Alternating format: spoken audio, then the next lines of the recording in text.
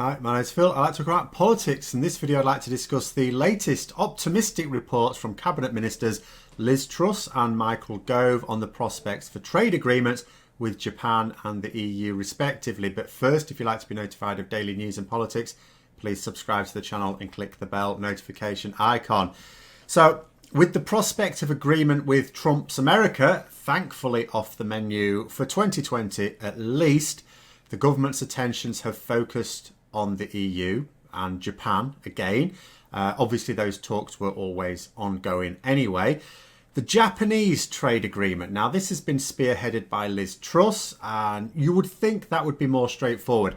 There are no political points to be scored with racist commentary about the Japanese, and it doesn't impede Boris Johnson's attempts to throw our rights and freedoms onto the bonfire. I don't know that there are even any members of the backbenchers in the Conservative Parliamentary Party who are particularly opposed to any realistic deal with Japan. So both sides seem to be saying that substantial agreement has been made in most areas.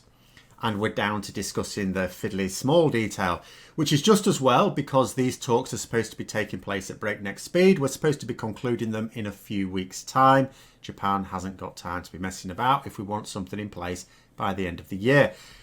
But whereas Liz Truss for the UK has been saying that the deal will go beyond what Japan agreed with the EU, in other words, it will be a better deal for us, Japan say that it's not realistic for the UK, with a population of 66 million, to expect a deal that is as good as that they agreed with the EU with a population of 450 million. Now, both of these viewpoints perfectly encapsulate for me one of the very few ideological differences between pro and anti-Brexit stances that wasn't completely moronic, because both of them make sense.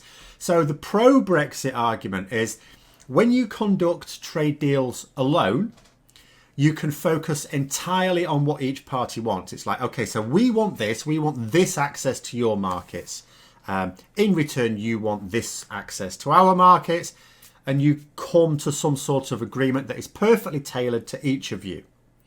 Whereas negotiating on behalf of many nations means each of those nations has its own particular market access that it wants and market access that it will or will not allow in return.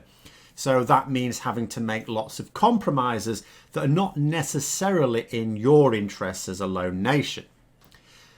But the counter to that, the anti-Brexit argument, is essentially one of realism, saying that, well, you get a better deal, a fundamentally objectively better deal, when you have more purchasing power. So the EU has way more purchasing power, even without the UK, than the UK alone. Not denying that the purchasing power of the EU has gone down substantially as a result of the loss of the UK, but it is still way more than the UK on its own. As such, you could almost see the Japanese talks as an early test case for the argument. Which one's going to win out, because they're mutually exclusive? What will ultimately be agreed? Will it be something that's perfectly tailored to the UK and gives us exactly the market access we want, which is better than the deal that was agreed with the EU? Because that's key. Will it be something that gives us personally better market access to the Japanese market than the EU deal agreed? And that'll be something we can easily tell by reading it when it's signed. Or will it not? In which case, what Japan are saying is correct. You haven't got the purchasing power to demand these things. Now, don't get me wrong. I'm sure that no matter what is agreed, I have no doubt at all that the UK government will sell it as a better deal for the UK than the one we had as an EU member, because people won't actually compare them. But what I will want to know is, how does it really compare for those who will read and, more importantly, understand the details? That will be interesting. I suspect I know the answer, but, we'll have to wait and see on that one. What I would say is that the government's own assessment of the deal is that it will provide a boost to our economy of 0.07% in the long term. So the long-term benefit, 0.07%. Now, in comparison, we are set to lose a full 5% of GDP by exiting the European Customs Union and single market. And that is assuming, that is just for exiting the Customs Union and single market, that is assuming that the form of Brexit we end up with isn't any harder than that, because it could be. If we actually don't agree anything further with the EU, it will be significantly worse. And that's without taking into effect the COVID-related dent into our economy. So, if we agree a trade deal with the EU, while still being outside the customs union and the single market, in other words, if we get exactly the deal that the UK government wants, then the maths is as follows. So we lose 5% of GDP for leaving the European market. We gain 0.07% by getting what we want from Japan. And when it came to the US trade deal, which at the moment is slightly on ice, that was 0.2% gain for us. So that's the government's own appraisal, which will be an optimistic appraisal.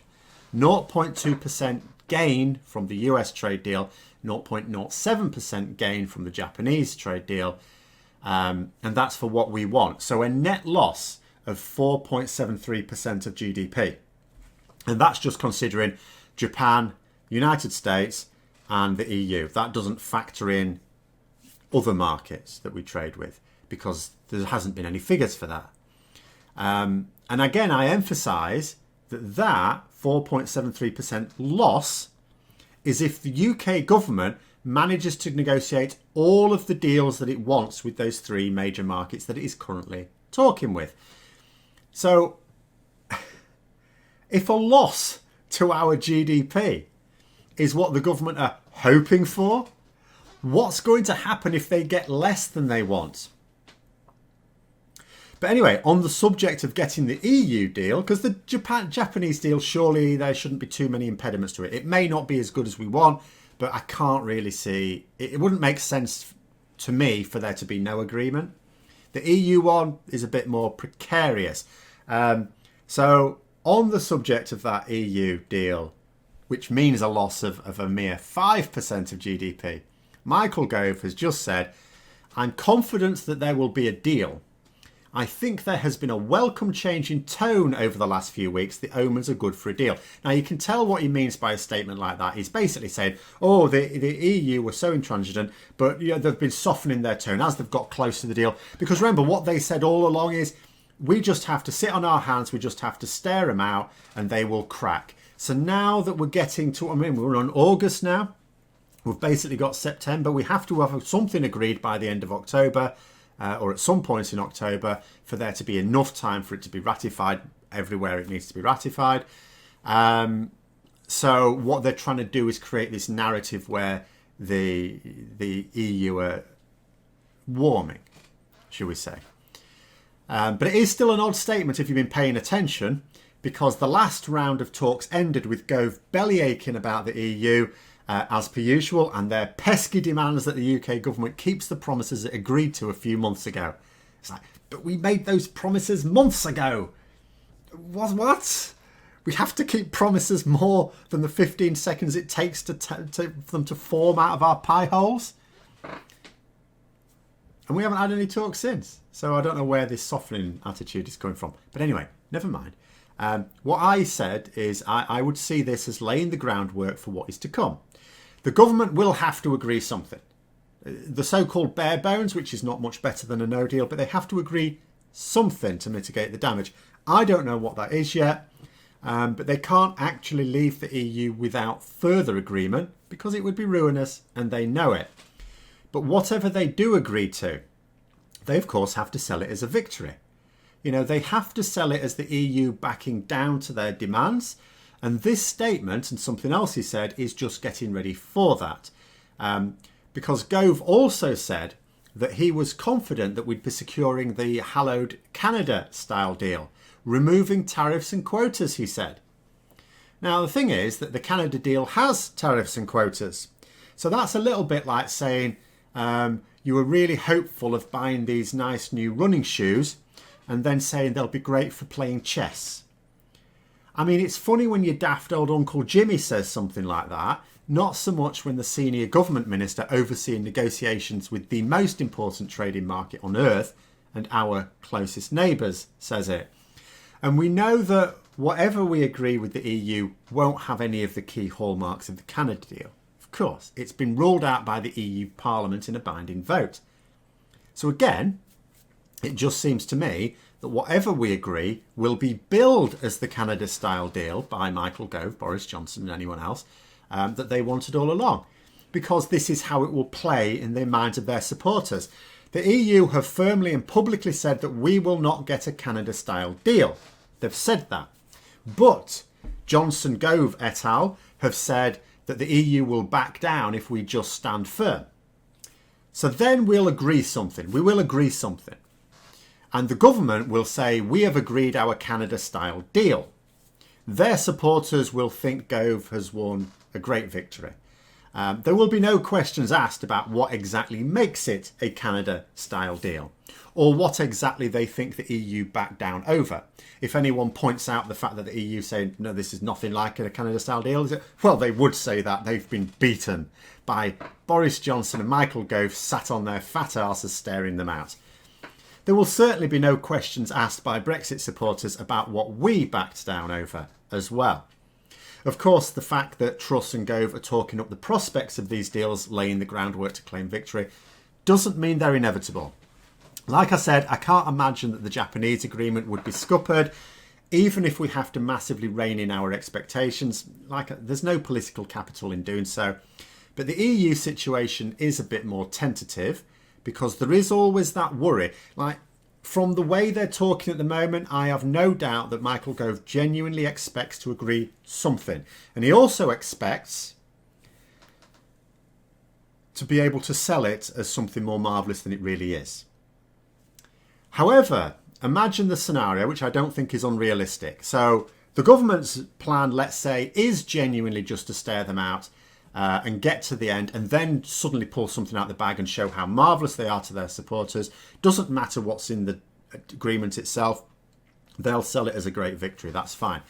So in their own minds, you think to yourself, so what have they done? Have they, because this sometimes happens, have they already pre-agreed something with the EU and just told them, look, we have to keep playing out this silly game, but come October, we'll agree to this. We've already sorted it out. We'll publicly say we're agreeing to this, and we'll sell it as a victory back home, and you sell it as a victory back home for you, and there it'll be. Have we done that? Or are we not even talking to the EU properly yet? Does Boris Johnson think he has something that the EU will agree to, and he thinks he can genuinely pull it out the bag at the last moment? And what if it is something where he's made a miscalculation, or someone's made a miscalculation, and the EU look at it and go, no, we told you this. This is not acceptable. At which point we find ourselves in October, and although at the moment the government may genuinely believe they will be getting a deal, if what they think the EU will accept is not what the EU will accept, we could still end up with the accidental no-deal Brexit that we've always feared. But there is the situation. That's the latest. Hope you found the video interesting. If you did, don't forget to click the like button. And if you'd like to support the channel further, please also click the Patreon link for details. And until next time, I will see you later.